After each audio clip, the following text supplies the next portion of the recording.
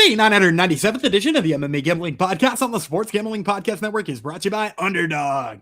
Underdog is hooking up new customers. Play just $5 and get $75 in bonus funds when you sign up with promo code MMA SGPN.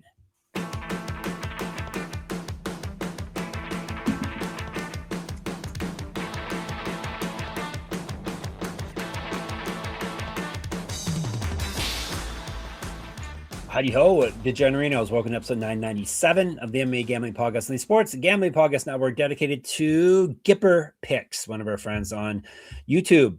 I'm one of your hosts, the Kitchen of Terror, Jeff Fox. With me, Daniel Gumby Vreeland. I said his full name this time, Daniel. That is rare. We're done. This is it. Last weight class for the UFC that we're going to review and preview. That will be the big boys, the heavyweights. And then next week, and our 1000th episode, we shall be covering some regional MMA, I guess, which is fitting because that's kind of what we're known for, right? Regional MMA. Yeah, and I'm trying to think of which is it. It'd probably be LFA that comes through as the big episode, because we'll probably do Octagon and KSW first, hit LFA third. Fury will round it out for the week, but yeah, 1,000 episodes coming up. Shout out to the only guy who was on all 997 of them so far. Daniel Gumby Vreeland. And if you expect something big and special on the 1000th episode, you will not get it because we have nothing planned. we will give you winning picks for LFA. Exactly. That's special. Yeah. We don't really like fanfare, so that's not really our stuff. I've got some hot takes on the main event of LFA 224. Oh, good. Well, and it's a heavyweight fight too. You know, keep it topical Nice. for today's episode. Nice. I'll save those. We will have. Yeah, tune in and get those hot takes. Exactly. All right, we are talking heavyweights. Heading into this year, I thought Jon Jones would be the champ at the end of the year. Almost happened, right? He almost held on to the end. You had someone named Almeida, Jilton Almeida. Our boy's let us down a couple times now. But you had him at plus 2,500, so at least you had that was good value, at least. Yeah, exactly. The champ is, of course, Tom Aspinall. I still think he's good enough to win the title, and I actually think he ought to be the light heavyweight champ. That's my hot take. Yeah, Jilton Almeida should be the light. He should just go to There's no reason he shouldn't. He was killing people at light heavyweight. His Dana White Contender Series fight was at light heavyweight, right? Was it not? Yeah, he doesn't seem to be the smartest fighter. I think his management is laying him astray. Yeah, that's my hot take. Because exactly. he keeps taking fights that are maybe not a good idea, or maybe it's his corner. He keeps not doing the right things in those fights too. Yeah. He's just I'm gonna sub you off my back, and it's no, you're not. There were 2 triangle chokes in the UFC this year. Did you know that? 2? Oh, really? Yeah. MMA Fighting, which shout out to them. They're one of the only of the old big sites that's still doing actual articles and not Henry Cerudo said something. They wrote a deep dive on the death of the triangle choke. There were over almost 500 fights in the UFC this year, and only 2 ended by triangle choke. And which, when you count in the fact that Elijah Smith knocked somebody out while he was in a triangle, it's more deadly to be in a triangle than to be throwing up a triangle than it is to be in it. It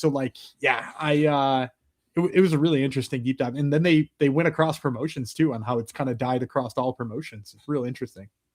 It makes sense when everyone's getting more skilled that they're not going to get caught. Well, and it's I actually made a good point about this on Top Turtle MMA. It's both positioning. You don't want to lose fights by being on bottom. Mm-hmm. It's people knowing that all you have to do to drop ground and pound is posture, and that just so happens to be the escape to a triangle choke too. And then in addition to that, anybody who is catching a triangle choke is usually switching to a triangle armbar or just a straight armbar to finish that anyway. So I think plenty of people are catching what would have been a triangle choke 10 years ago or 5 years ago and are now just deciding to waste less energy in silly ways. Yep. There you go.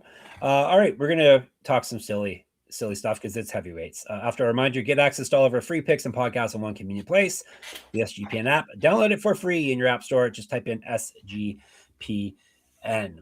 All right. Heavyweights, as we said, Tom Aspinall is the champ. Should I do rules? Should we do rules? Oh, that's right. Tell the people the rules. Especially because this is the last episode, and if you don't get the rules, it's going to seem real weird. So if you haven't listened to our first or watched our first 10 episodes of our MMA Futures, we decided to go with some rules and parameters this year to make sure that we're having the maximum amount of fun with this and giving you guys some interesting insights. So the way we did that is we both started with $2,000, and we're going to split that up. 1,000 for best bets, which are odds less than 1,200, and 1,000 on odds that are long shots, which are odds greater than 1,200. So we're going to spend that $2,000 equally split. We also decided that we had to spend money in each category for every single weight class, which we've done so far. You can go back and listen to all of our other episodes and hear who we got in all of those. And then to close it out, the last rule here is that bets are going to be seen as bonus bets, so that the payout doesn't include the stake. That way we're giving you guys stuff that is interesting and not just trying to get all of our stake back and win with some chalk here. So those are the rules we've come down to, and just got an update about how much money each of us has to spend today. I do. I got $80 on my best bets. Gumby has 50, and then for our fancy long shots, I got 155. Gumby has 130. So there it is. Maybe, yeah.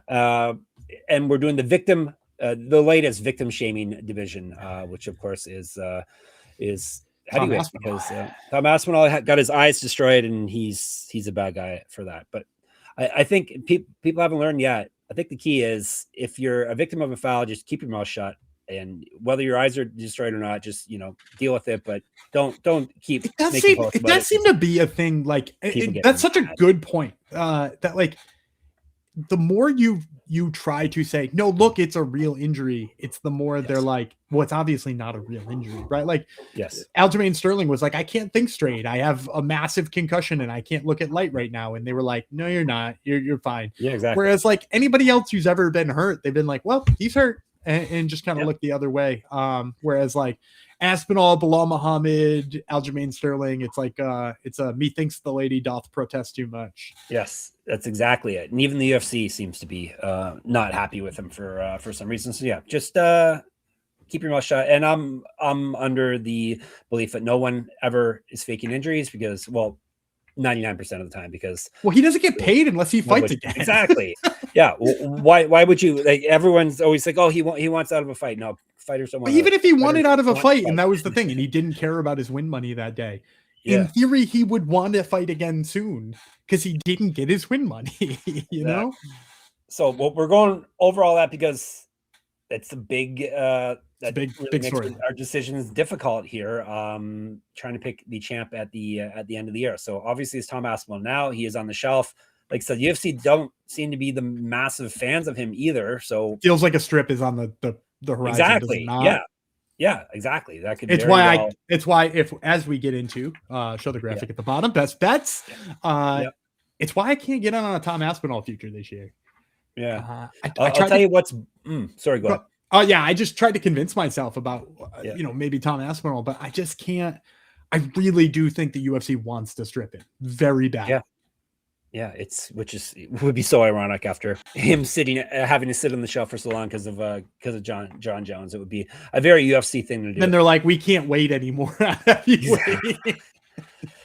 right, we got a few fights booked. The oldest fighter in the division. There's 2 fighters that are 40, which is surprising. You think there would be more. Who are the 2 fighters that are 40, Gumby? Man, one of them's got a fight booked. One of them doesn't. Derek Lewis? Yep, Derek Lewis. He's fighting Waldo Cortes Acosta in a couple weeks. And the other guy's Polish. Oh, Jan Blachowicz. No, that's the weight class down. Yes. Polish? Yes. Oh, Marcin Tybura. Yes, Marcin Tybura. Interviewed him not that long ago. That's on me. Yeah, a young division, technically. So, yeah, as I said, Derek Lewis, Waldo Cortes Acosta. That is coming up.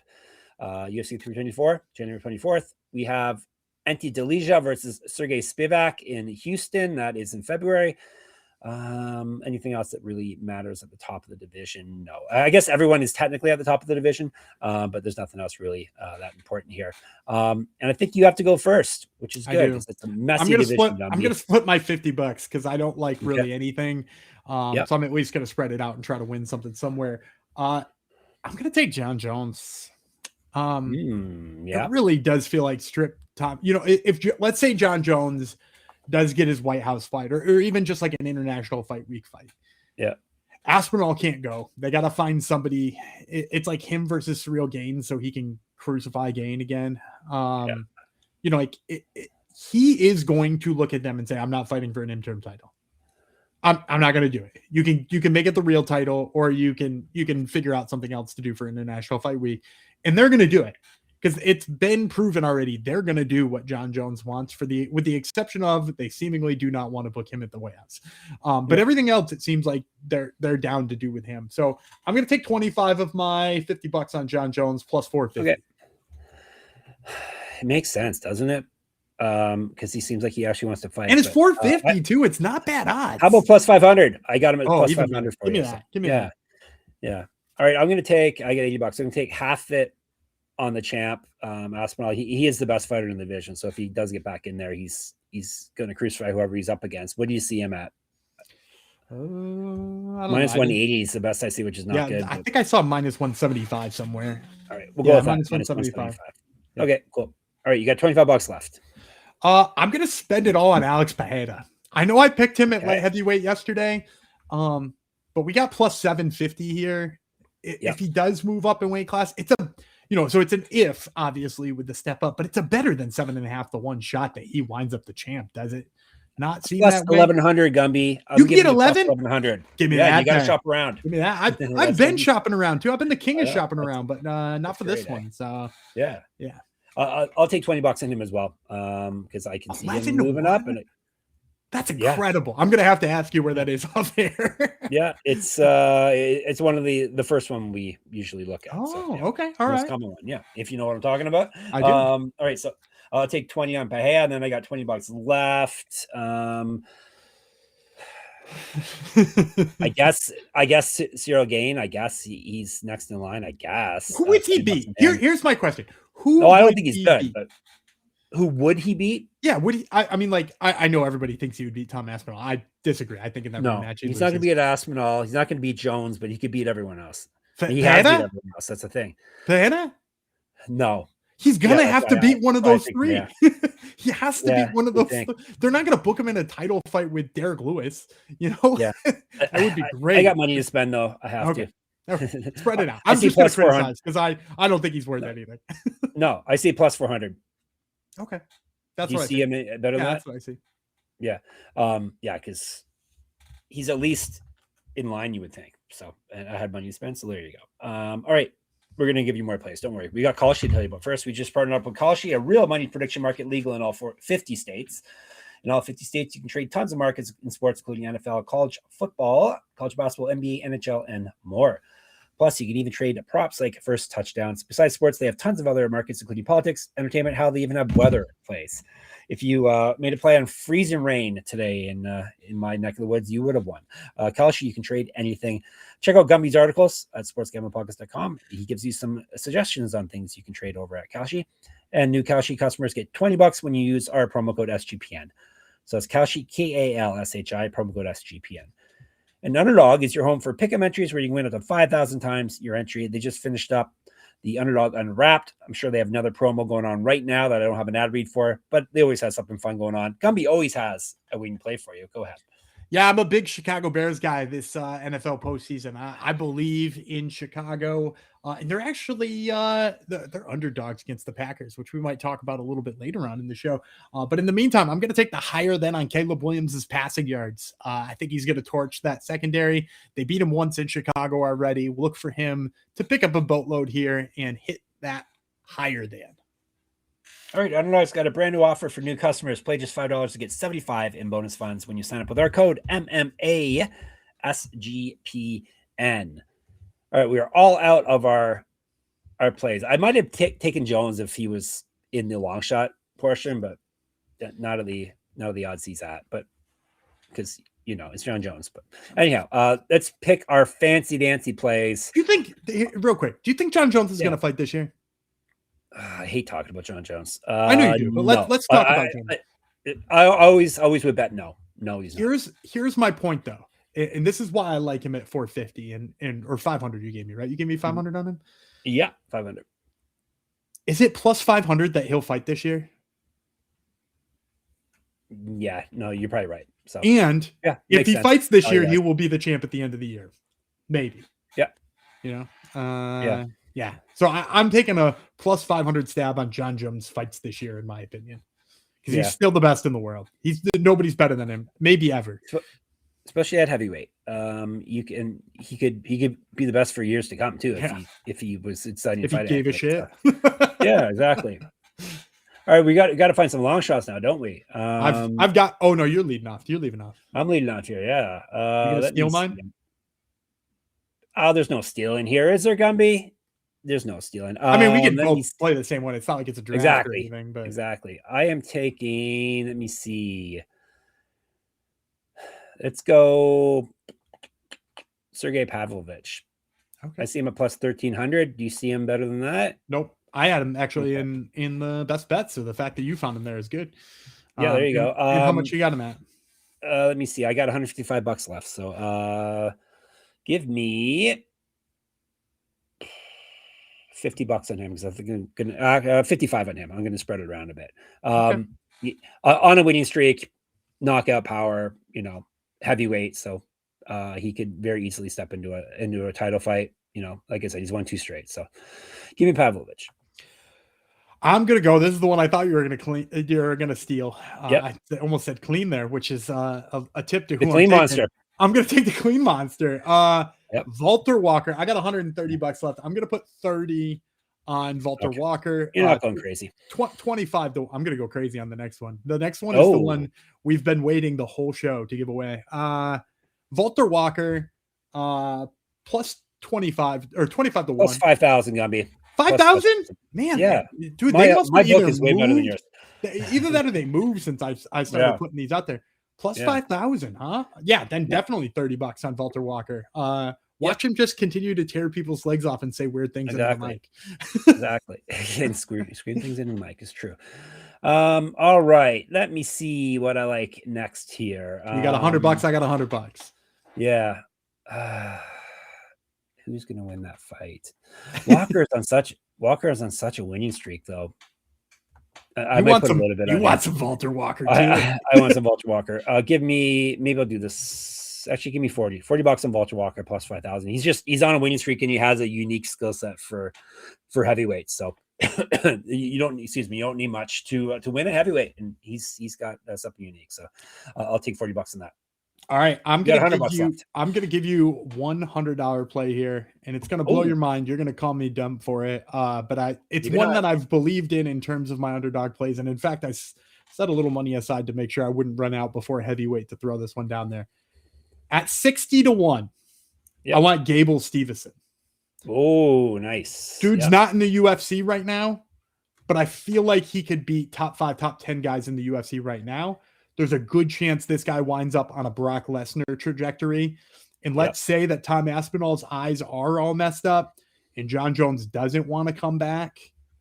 If you wind into that and then you're looking down to, what do I do here? Do I book Surreal Gain versus Derek Lewis? No, the answer is you bring in Gamble Stevenson. You feed him to, who's an up-and-comer he could be? Like Marcin Tybura. You watch him just dismantle Marcin Tybura in 10 seconds, and then you book him in the title fight the next fight. He's 2 or 3 fights away from a title fight right now with electric as this guy is. $100 on him at 60 to 1. I'm going to give you plus 25,000 for him. I just said that I found 60 to 1. Oh, 60. I'm sorry. Right. Yes. Why would I want 25? Wait, 25,000? Yes. 25,000. 250 to 1? Yes. Man, dude, that other, so only one book was showing him earlier. So another book must have gotten in 250. Yeah, definitely 250 to 1. I'll take $100. We're going to clean up right there. That's going to be the difference. The clean monster. All right. I've got $60 left. 30 on Derek Lewis. Why not? Right. Hell yeah. He could totally knock out Waldo Curtis Acosta. He probably will. I see him plus 10,000.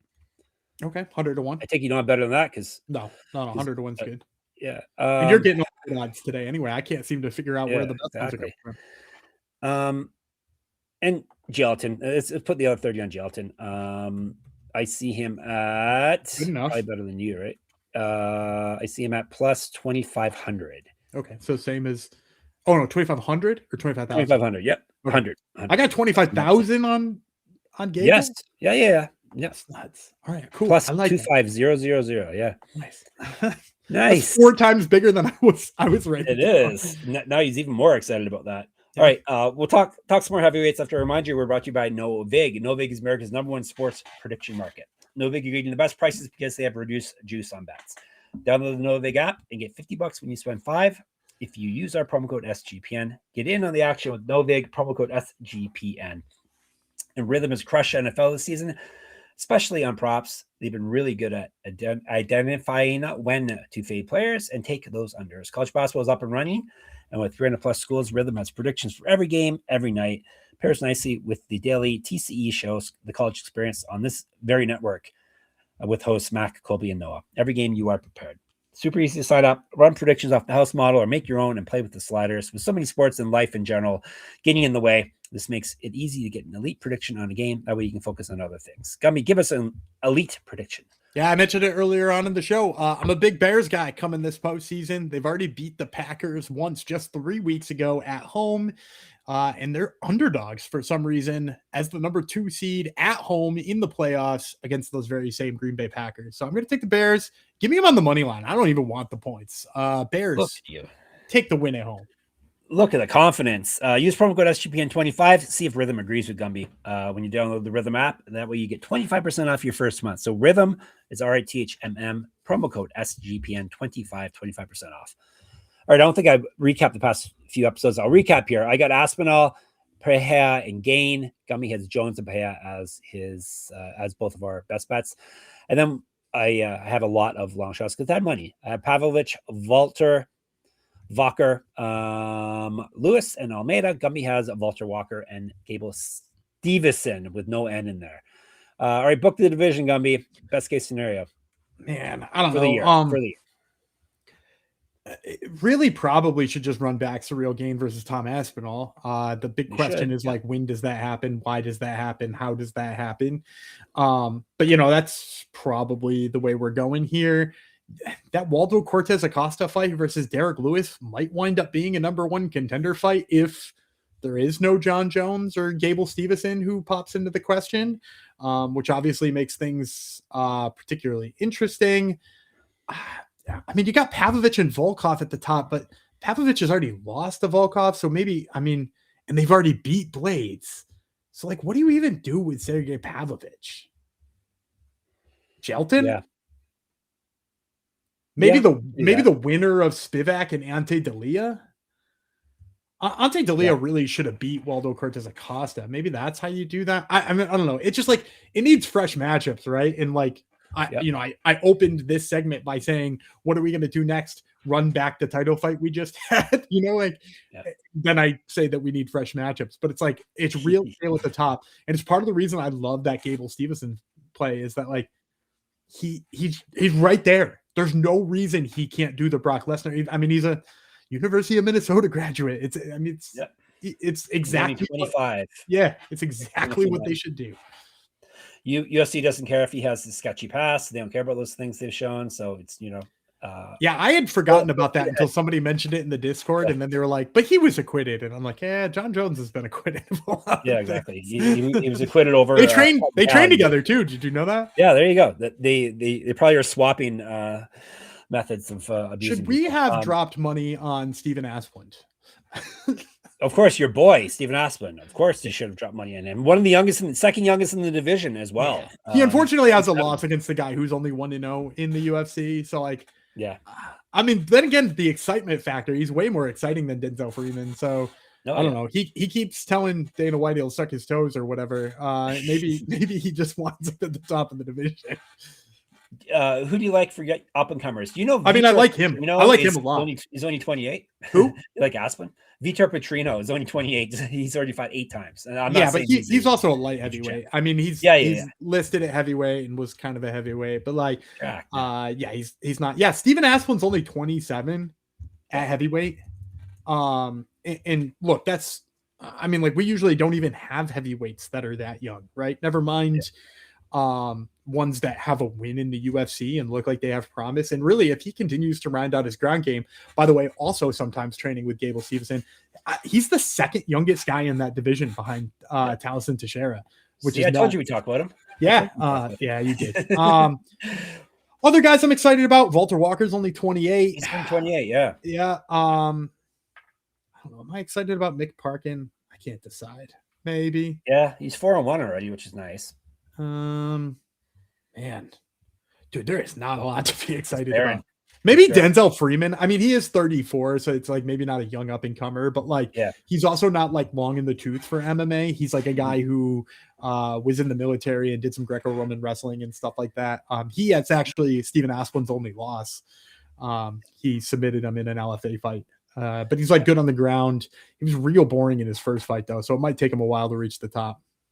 You know, Wikipedia has Vulture Walker's nickname listed as something different now. I know you get mad at Wikipedia for nicknames, but yeah, Wikipedia doesn't count. The Foot Hunter. The Foot Hunter. Oh, that's cute. It's cute. Whoever edited that, he's still the clean monster. The clean monster makes no sense, which makes it. That's why I like her nickname. Yeah. All right, should we put a bow on heavyweight, Gumby? Anything else you want to say about this division? No, never. All right, next week, big week coming up. MMA is back. We got a bunch of regional episodes. We got our 1,000th episode. So you're going to make some more money. Gumby's got a clean slate. Now that he really wanted to clear off the slate from last year's regional MMA because he was up 47.5 units. 48.5 units. So this year, maybe he can get 50 because every year it's been better. So onwards and upwards. So that'll be starting Sunday as per usual. You can catch us in the meantime in the Discord, sportsgamblingpodcast.com/Discord, Twitter, SGPN MMA, SGPN. I can't talk. We've done too many episodes. SGPN MMA. That's it. At Gumby Vreeland, at Jeff Fox Writer, on Instagram. Of course, you can hit us up in the comments on YouTube, MMA Gambling Podcast. Make sure you subscribe if you haven't already. What else? Substack for me is moneymma.substack.com. Gumby's other podcast is called Top Turtle. He's got LFA people on it this week. Yeah, we got Isaiah Gomez, who's a heavyweight that you're going to have to keep an eye on in LFA, as well as Josiah Harrell. The muscle hamster. So check out Top Turtle. And of course, sportsgamblingpodcast.com, sportsgamblingpodcast.com/Patreon, sportsgamblingpodcast.com/store to get some of our merch. It's Gumby's turn to tell everyone bye-bye. I'm David Gumby Vreeland. He's the clean monster, Jeff Fox, and we will see you next week.